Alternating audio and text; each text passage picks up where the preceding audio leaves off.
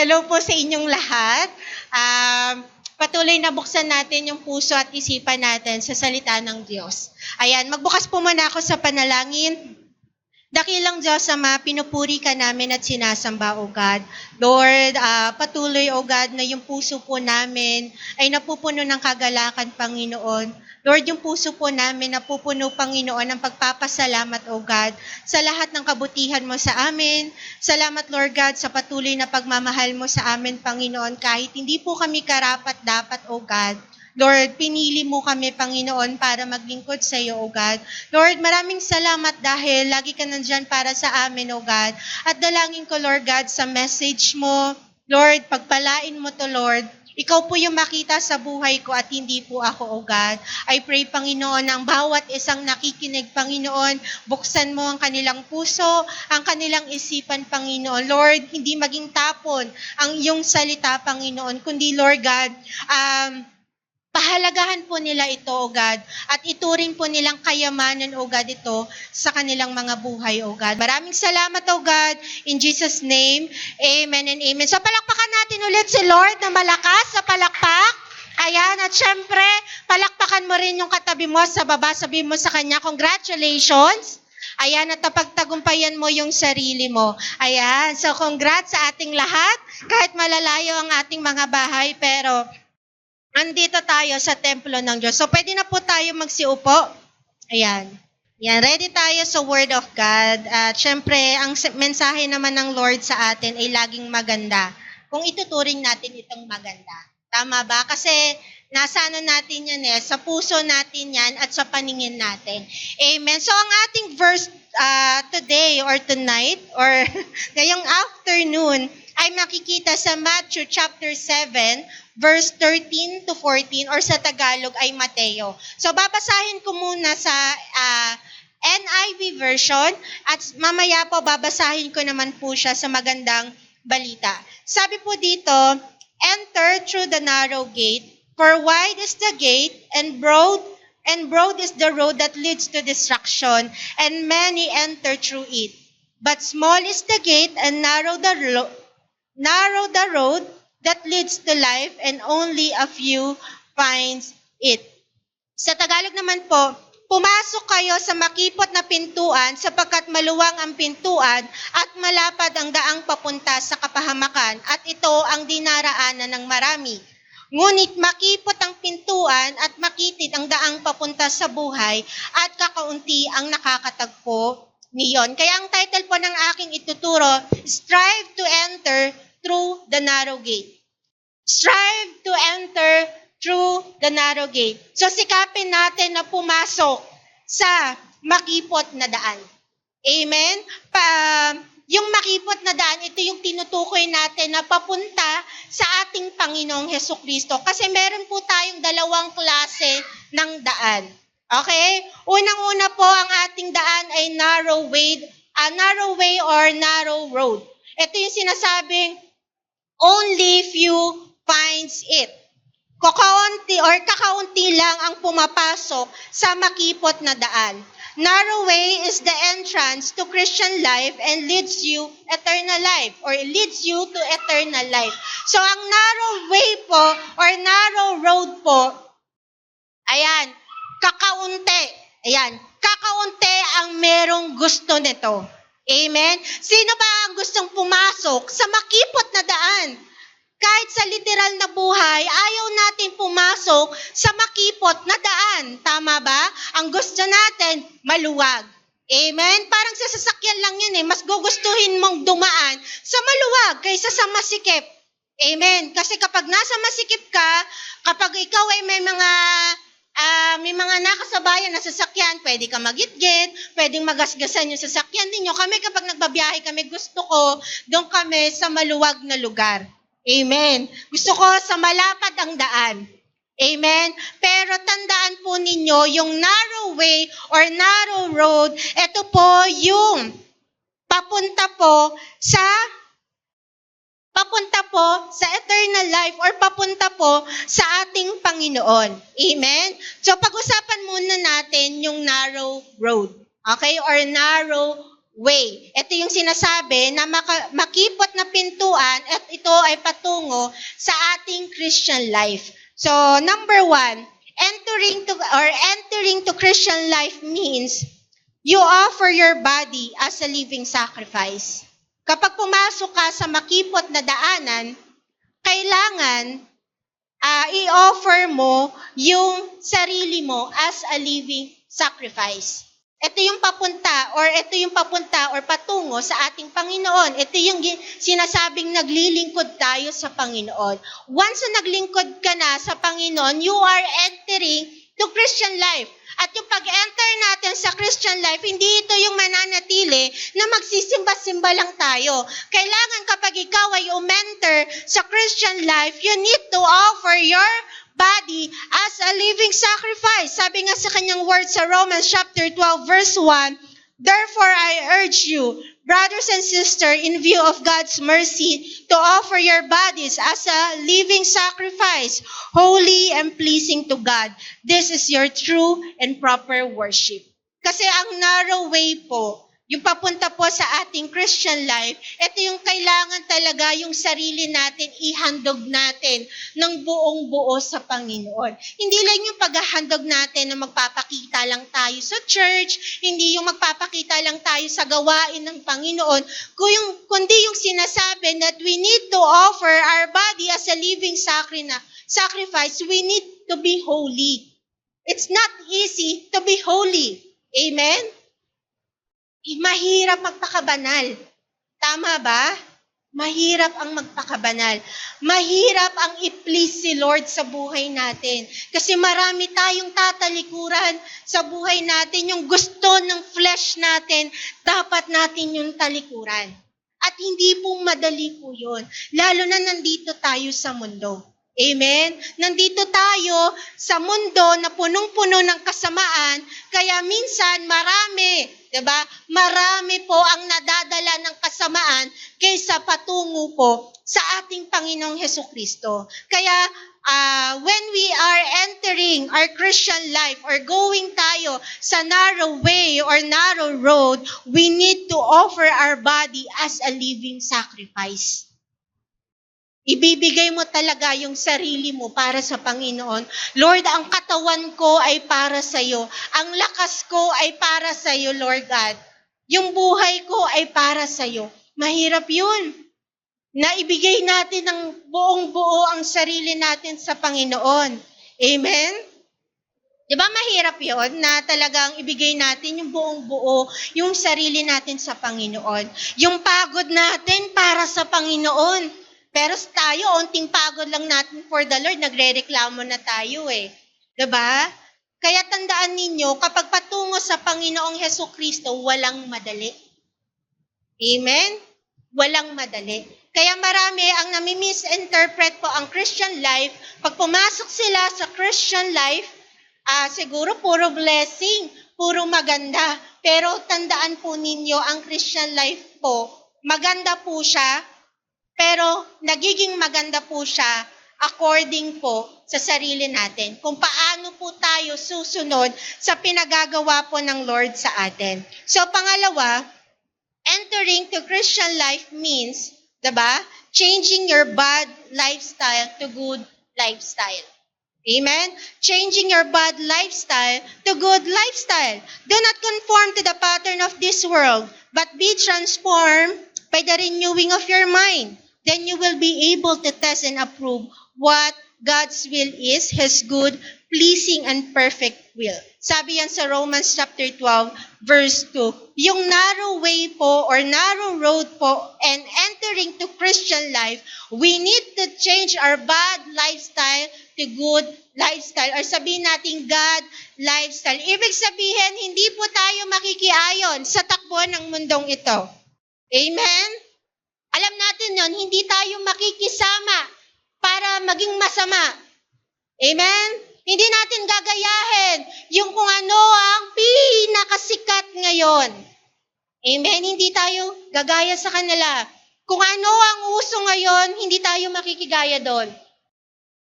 Kung ang uso sa kanila na uminom ng inom, ang party ng party, ay ang magiging buhay nila, hindi ka makikiayon doon. 'Di ba?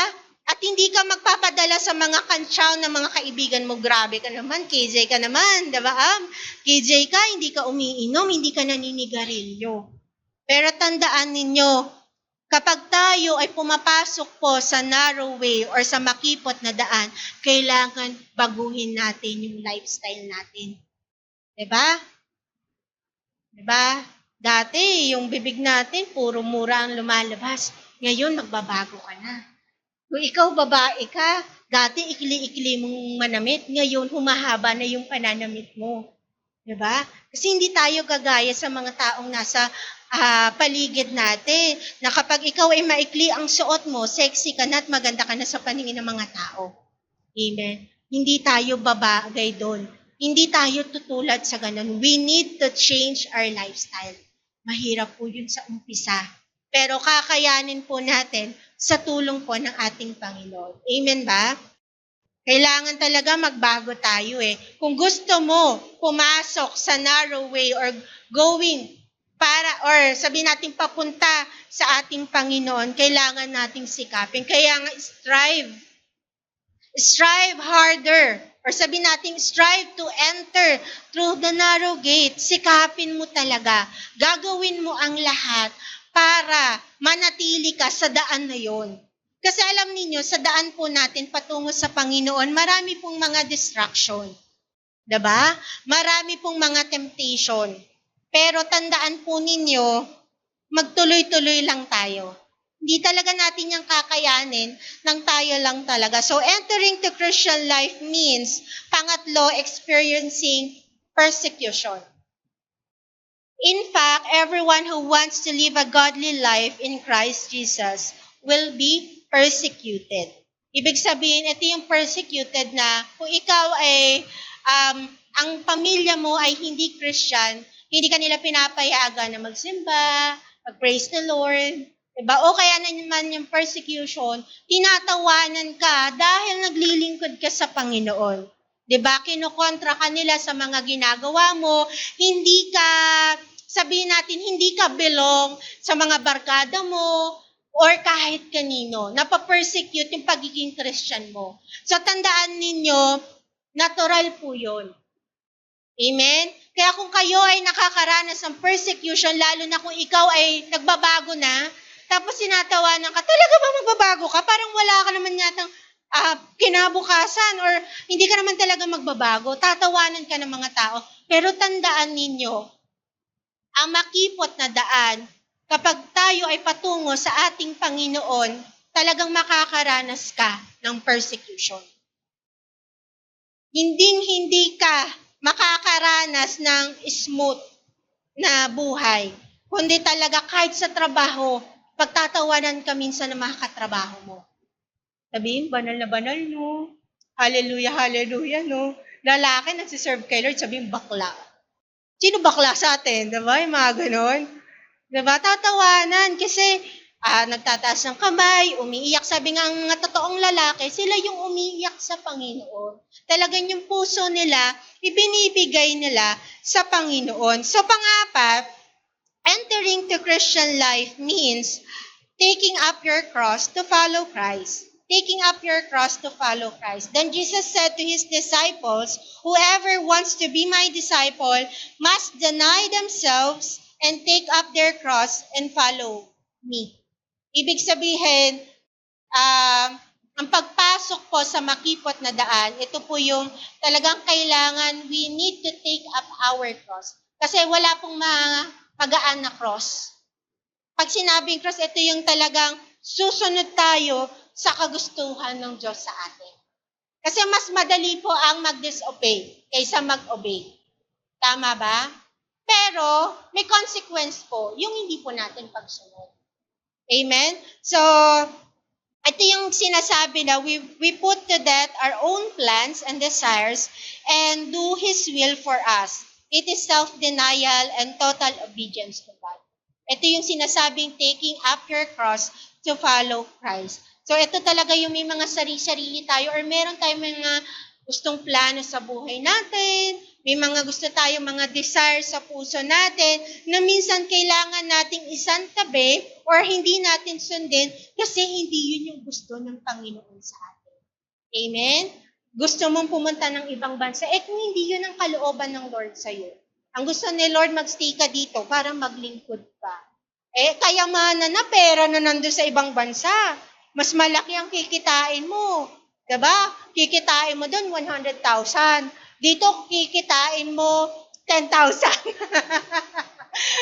Diba?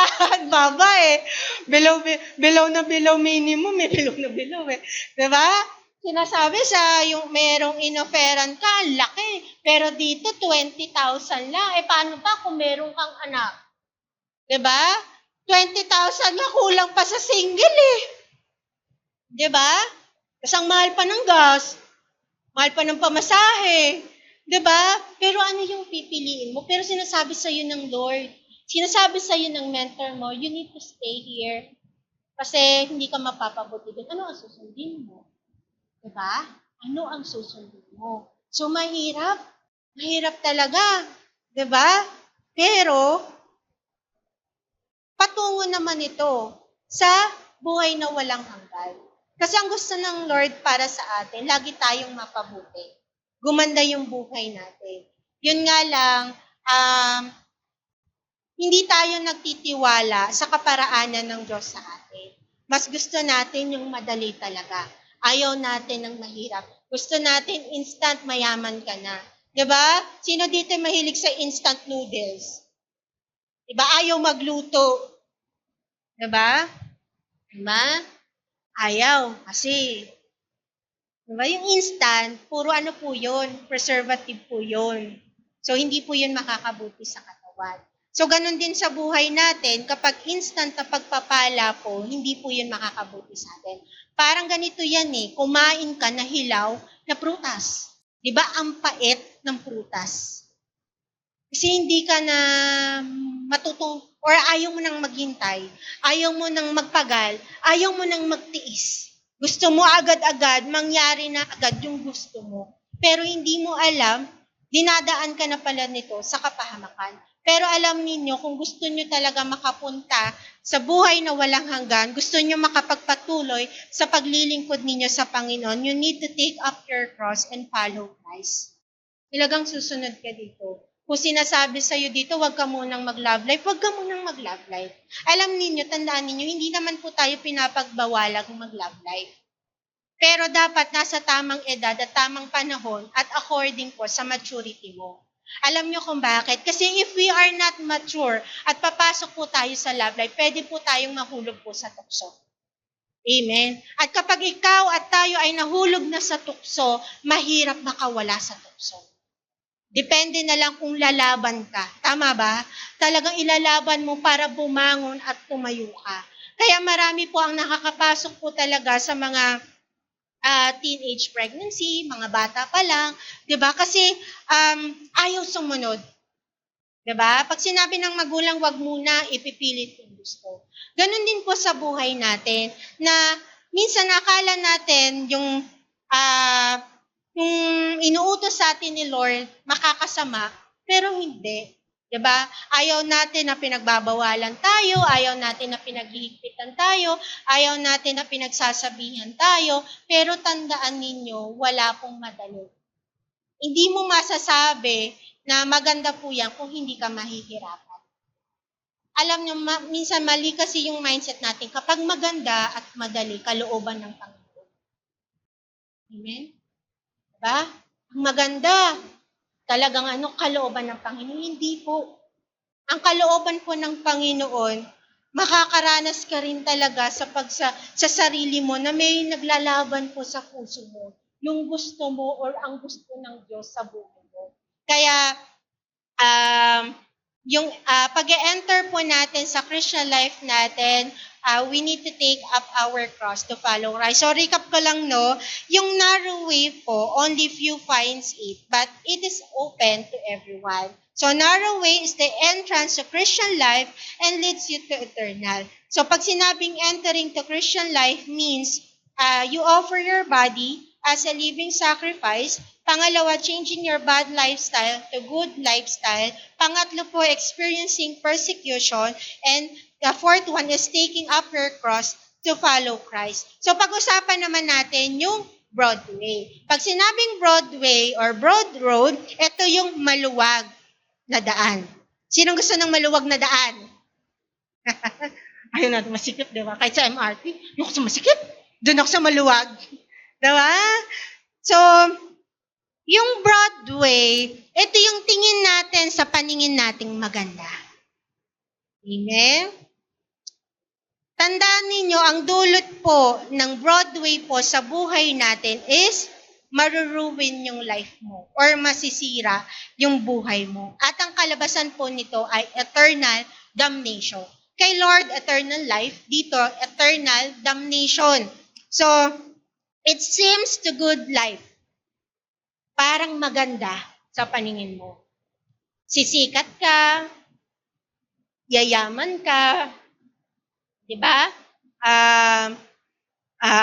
Basta marami pa. It seems good life, quiet. Diba? Quiet. Mukhang ano to, okay to, quiet kasi. Parang wala naman ako nararamdaman na na hindi maganda. Ganun yung parang ganun pakiramdam. Diba? Minsan kala natin kapag ganun, okay eh.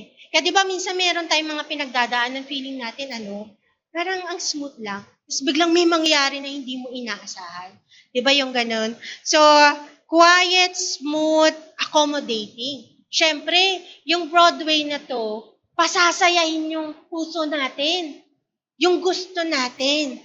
Ibibigay yung gusto talaga natin. And comfortable sa atin. Amen? Comfortable. Yung hindi ka talaga mahihirapan. Hindi ka mahihirapan. Diba? Talagang ang dali-dali na gagawin mo siya. Then, syempre, pleasurable sa'yo. Wow! Ay, cloud nine. Feeling mo nasa heaven ka na. So, pero tandaan po ninyo, baka ang dinadaanan na pala natin ay Broadway or malawak na daanan at ang dulot naman nito sa atin ay kapahamakan.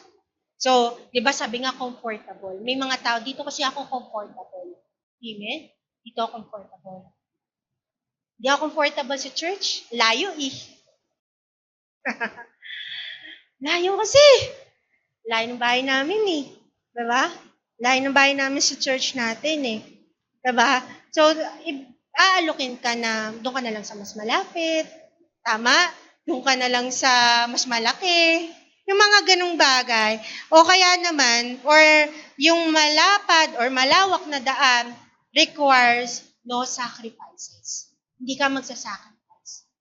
Ibig sabihin, hindi ka talaga mahihirapan. Hindi mo kailangan mamili. Diba? Hindi ka talaga magsasacrifice. Dito, pagpunta mo dito, kailangan mag-sacrifice ng pagod mo, pamasahe mo, pera mo, panggastos mo na nga lang yung kinapukasan. Tapos gagastusin mo pa. So, requires no sacrifice. And dito po, sa Broadway na to, you can bring your pride. Okay? Yung pride, yung ego natin sa sarili natin, yung yabang natin sa sarili natin, or sabihin natin, pagmamahal mo sa kasalanan. Dito, anytime, pwede mong gawin yung gusto mo. Walang mangingialam sa iyo. Hindi ka pakikialaman ng Diyos, hindi ka pakikialaman ng pastor or leader mo. Gawin ko ang gusto kong gawin. Amen. Madali yun. Madali pong gumawa ng kasalanan kaysa gumawa ng katinuan. Amen. Tama ba, Ab? Mas madali. Tama ba, Kim? Mas madali gumawa ng kalokohan. Di ba? Pag kalokohan, kayang-kaya gumawa ng effort eh. Di ba? Pero pag kay Lord, hindi. Di ba? Kahit gabing-gabi. Ano man tawag doon? Yung aalis sa bahay, makikipagkita eh. Di ba? Pero pag inaya mo yan sa church, ay, layo eh. Bawal kasi ako eh. Hindi ako payagan ng mama ko eh. Kasi bata pa lang ako eh. Di ba yung mga ganon? So, mas madali talaga yun na gumawa ng kasalanan. And mas madali rin ang gumaya sa takbo ng mundong ito. Yun. And dito rin po sa malawak na daan, andito yung mga hate, selfishness, dishonesty sa buhay po natin. Kaya mapapansin mo yan sa sarili mo na ano ba yung namumuhay sa buhay ko? Saang daan na ba ako patungo? Meron na ba akong pride? Meron na ba akong pagmamahal sa kasalanan? Umaayon na ba ako sa takbo ng mundong ito? Baka yung puso ko punong-puno ng hate, punong-puno ng pagiging makasarili at pagsisinungaling. Hindi ka na lumalakad sa way ng ating Panginoon. Sabi nga sa kanyang verse, or sabi sa word ni Lord sa Proverbs chapter 14 verse 12, broad way leads to destruction and death. There is a way that appears to be right, but in the end, it leads to death. It means, akala natin maganda yung pupuntahan natin, pero hindi mo alam, kapahamakan na pala yung mapupuntahan mo. It's a reminder sa ating lahat na ang kaaway po, pagagandahin niya yung pangit sa Panginoon. Sisilawin niya tayo, 'di ba? Pag nakita natin parang nagniningning, 'di ba? Yung mga ganon.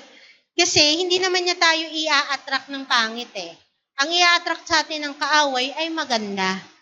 Kala natin maganda, pero sa huli, kapahamakan na pala yung ano natin, yung kahahantungan natin.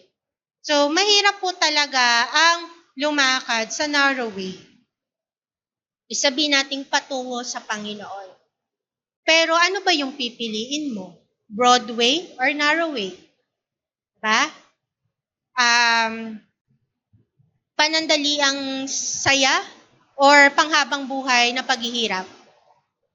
Or paghihirap dito or kasiyahan sa dulo? Diba? Yung makasama natin ang ating Panginoong Hesukristo. So sabi ko dito, strive means not about, or hindi ibig sabihin na, diba yung title is strive to enter through the narrow gate. It doesn't mean na it's all about your works.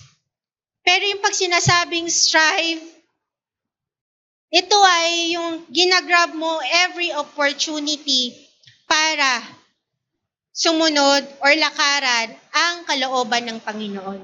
Every day. Every day kasi is a battle, alam natin. Every day, iba't ibang daan yung pinupuntahan natin.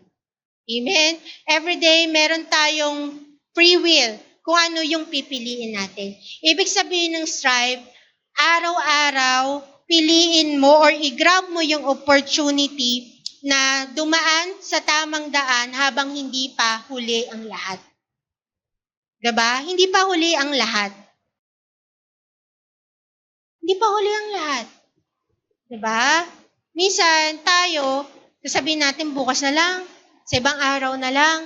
Pag inaaya mo sa church, next time na lang, later na lang ako magko-commit sa Panginoon. Pero tandaan ninyo, kapag ganun yung sinasabi natin, tinatawanan tayo ng demonyo. Ha ha ha ha. Diba? Hindi mo ginagrab mo yung opportunity, ha? Tingnan mo. Kala mo, hindi mo alam, niloloko na lang tayo ng kaaway. Nagpapabilog tayo. Or inuuto na lang tayo ng kaaway. Akala natin maganda, pero hindi naman pala. Amen? So, kailangan sa buhay natin, hindi natin makalimutan kung ano yung pwedeng maging resulta sa buhay natin ng pagpili natin. Amen? Kaya kailangan lagi tayong maging wise. Maging matalino tayo sa pagpili ng daan. Diba? Piliin natin yung daan patungo sa ating Panginoon. Piliin natin na kahit mahirap, alam naman natin na ang kapalit na to sa atin ay buhay na walang hanggan. Diba? Sabi nga, sige, mag-enjoy ka ngayon, magbayad ka sa susunod. Kaysa ngayon, na nagbabayad ka, diba? Tapos may enjoy mo siya. Like yung mga nag-i-invest, sige, invest sila ngayon. Then, medyo mahirapan sila sa pag-invest nila. Pero kapag tumagal, makikinabang sila dun sa investment nila kasi kikita sila. Kaysa naman, gastos ka ng gastos ngayon, after ng paggagastos mo ngayon, sa susunod, nga ka. Diba, ganun yun eh. Diba? Yung parang ini-enjoy natin yung buhay natin, pero alam natin after nun, kapahamakan naman ang dulot nun sa atin. Akala kasi ng marami, kapag enjoy, gagawin mo yung gusto mo. Pero lahat po ng ginagawa natin na pag-e-enjoy, na hindi naman po ayon sa gusto ng Diyos, kapahamakan po ang dala or dulot nito sa atin. Amen?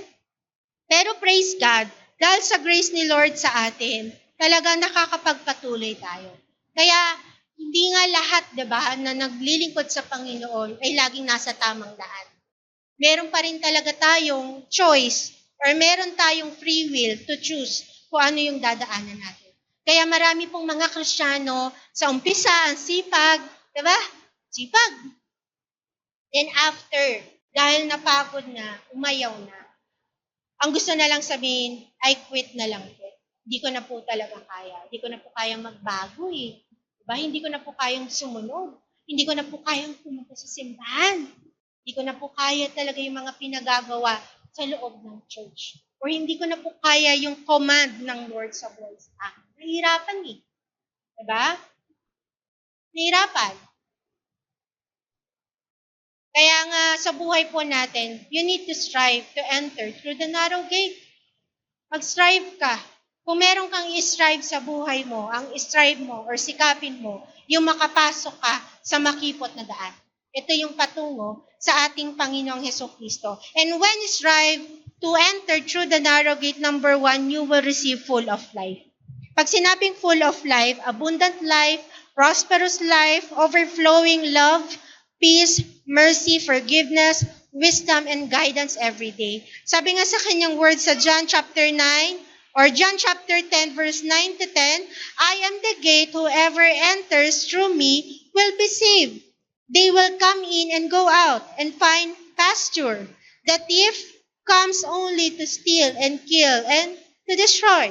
I have come that they may have that they may have life and have it to the full. So, ito yung ibibigay na full of life sa atin, yung abundant life, prosperous life. Alam mo yung kahit may problema ka, you still at peace. Diba? Ang hirap naman kapag may problema ka, worried ka lagi. Kapag may problema ka, hindi mo lagi alam yung gagawin mo. Unting problema mo lang, masyado ka nang emotionally down. Amen?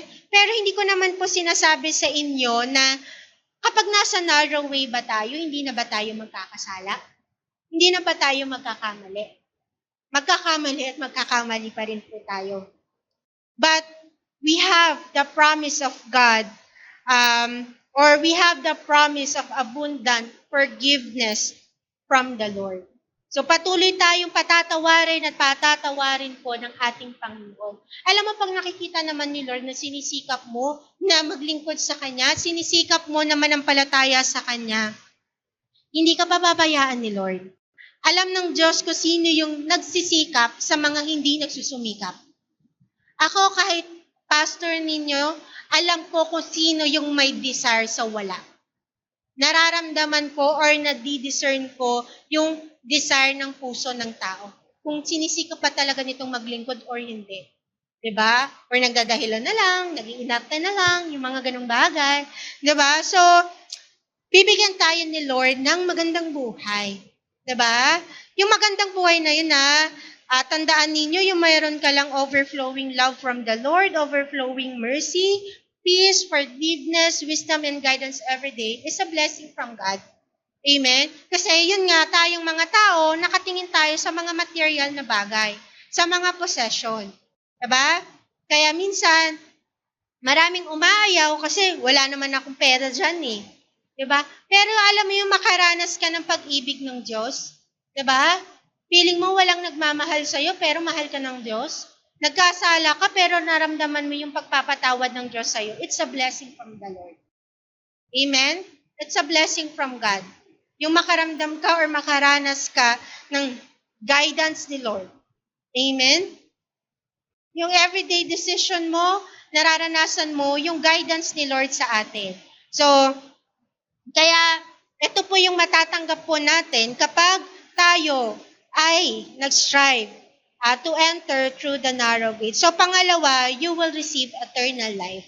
Sabi sa kanyang word, John chapter 10 verse 28 to 29, I give them eternal life and they shall never perish.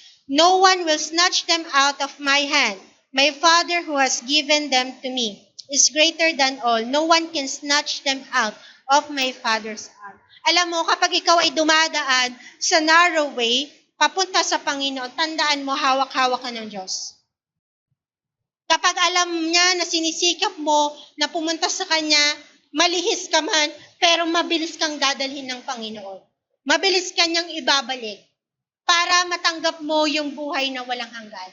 Kaya hindi po ako naniniwala na kapag ikaw ay naglingkod, babagsak ka. Alam ninyo, ang mga Kristiyano na naglilingkod na sa Panginoon, bakit bumagsak yan? Kasi hindi sinikap. Diba? Hindi nagpahawak sa Panginoon. Amen? Kasi kapag ikaw nangihina ka, diba, napanghihinaan ka ng loob, parang ayaw mo ng manampalataya, manalangin ka lang kay Lord, Lord, hold me. Hawakan ka ni Lord eh. Hindi ka niya hahayaang bumagsak. Amen? Kaya kapag ikaw ay may problema, mabilis ka nga makakatayo eh. Makakabangon eh. Amen ba? Tayo, ayaw natin ng ganun, di ba? Ayaw natin na hinihila tayo. Kaya kapag merong nanghihila sa inyo, di ba? May nag-a-approach pa rin sa inyo. Magpasalamat kayo sa Panginoon. Way ni Lord yun. Kasi ayaw niya kayo malihis ng landas. Kaya kayo hinihila sa damit.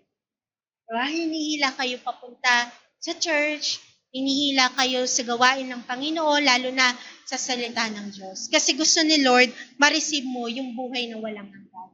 Kasi alam niyo, sabihin ko po sa inyo, kapag talagang nag-decide po talaga tayo na ayaw na natin kay Lord, gagawa't gagawa ka talaga ng kasalanan. You will be close-minded. Parang ang tagal mo sa paglilingkod, nagbabasa ka ng Bible, sa isang igla, pwede mong makalimutan yun. Kasi, na-deceive ka na eh. Diba? Parang alam mo yun, alam mo naman na bawal to, pero ginawa mo. Diba? Biglang nawala yung pagiging matalino mo sa Word of God. Nawala yung pagiging committed mo sa Word of God or sa Panginoon. Then, natapon lahat ng ginawa natin. Kaya nga sabi, kapag tayo ay nanghihina, may mga nararanasan tayo na hindi maganda, lapit lang tayo kay Lord. Tandaan mo, minumold ka lang ni Lord. Kaya mo yung pinagdadaanan. Diba? Wala namang madali pag minumold ka eh. Diba? Mahirap yun. Pero tandaan mo, kaya ka minumold ni Lord para makapagpatuloy ka pa rin sa paglakad mo patungo sa Kanya. Hanggang sa matanggap natin yung buhay na walang hanggan. Kaya nga, di ba dito, sa paglilingkod natin or pagsiserve natin kay Lord, hindi natin masabi eh. Pero by God's grace, by God's help, and syempre, ikaw mismo, choice mo yun, makakapagpatuloy at makakapagpatuloy ka pa rin. Amen? Kahit mahirap, diba? Pagod ka, wala ka pang tulong, pero dahil araw ng linggo, dapat sa templo ka ng Panginoon. Amen? Kahit wala kang trabaho, maglilingkod ka pa rin sa Panginoon. Amen? Wala ka mang boyfriend or girlfriend, maglilingkod ka pa rin sa Panginoon. Bagawin mo inspiration si Lord. Mas magandang inspiration po si Lord. Alam niyo, kaya po nabobroken heart po minsan yung tao para mas lalo pa tayong lumapit sa Panginoon. Amen? Pag minsan kasi hindi tayo broken heart, hindi tayo nalapit kay Lord. Nalapit, pero baka hanggang dito lang. Diba? So, when you enter through the narrow gate, diba, you will receive eternal life. Unang-una, you will receive full of life. You will receive eternal life. The second one, ulitin ko, strive to enter through the narrow gate. Anong gusto mo? Narrow gate or narrow way or broad way? Narrow. Sa daanan, anong gusto ninyo? Masikip or maluwag? Siyempre maluwag, diba? Diba? Siyempre, doon ka sa mga walang katao-tao masyado. Diba? Hindi ka makikipagsiksikan sa daan. Diba? Pero, alam ninyo, meron palang revelation yun. Yung gusto natin, petics lang, pa-easy-easy lang, easy life. Diba? Ayaw natin nahirapan tayo. Ayaw natin mahirapan. Hirap na ako mag-alaga ng tao, Pastora. I quit. Dati ang sarili ko lang iniisip ko. Ngayon, dami ko nang iniisip. Sipin ko pa si Dred. Diba yung mga ganon? Pero natutuwa ako sa'yo, Dred. Kahit gaton. Kasi nagtutuloy ka sa paglilingkod mo sa Panginoon. Tama yan na maging open ka sa leader mo, kay Ab. Tutulungan niya. Lagi matulog. Ayan. Pero hindi naman natutulog yung pananampalataya niya. Isipin mo, pag kailangan mo ng tulong, nandyan siya sa'yo. Diba? Kahit minsan one-on-one kayo sa cell group din yung dalawa, diba? Yun. Alam mo, sabi ko nga kay Ab, yung magkaroon ka ng disciple na nandyan para sa'yo, kahit ano pa ugali niya, it's a blessing from the Lord. Diba? Wala namang madali sa pag-aalaga ng tao. Walang madali sa paghahawak ng simbahan. Lahat. Diba? Ano yun? Nasa laging maganda lahat. Hindi tayo matututo nun sa buhay. Hindi tayo magdedepende sa Panginoon kapag ganun tayo. So ano tayo piliin pa rin natin yung narrow way. Amen? Kahabagan tayo ng Panginoon. Mahirap, minsan, na ba? Pero ang ganda naman ng kinalalabasan or kahahantungan natin. Amen ba, Leia? Kahit mahirap, tuloy lang tayo. Tuloy lang tayo. Tuloy lang tayo. Tuloy lang natin yung laban natin sa pananampalataya. Tuloy lang. Sabihin mo sa sarili mo, tutuloy ako. Saka tutuloy. Tutuloy ako sa aking pananampalataya. Ayan. So, ano lang natin, i-enjoy lang natin yung process. I-enjoy lang natin yung ginagawa ng Lord sa atin. Amen? Then yung conclusion po natin, may natutunan ba kayo? Tahimik kayong lahat, no? Kasi dito, bawal magkwentuhan, no? Kaya kitang-kita ka pag nakapagkwentuhan ka. Kaya, so conclusion natin, this is the time to enter through the narrow gate. Once you enter, stay and let God direct you to His way until you reach your final destination with Him. Ulitin ko, this is the time to enter through the narrow gate. Once you enter, stay and let God direct you to His way until you reach your final destination with Him. So strive to enter through the narrow gate. Sikapin natin sikapin natin. Yan, kailangan talaga maging matalino tayo sa araw-araw na buhay natin. Alam niyo yung bawat desisyon natin, talagang makaka-apekto yan. Siyempre, sa buhay natin. Pero tandaan ninyo, basta pag kay Lord, maraming lesson yan. Amen? Pag kay Lord, binabago tayo niyan. Alam niyo yung makipot na daan, maraming ituturo ang Diyos sa'yo, magdedepende ka sa Panginoon, magpapakumbaba ka sa Panginoon, at talagang tatalino ka sa salita ng Diyos. So strive to enter through the narrow gate. So yan lamang, nawa na-bless kayo or napaalalahanan kayo ng salita ng Diyos. So palakpakan natin si Lord.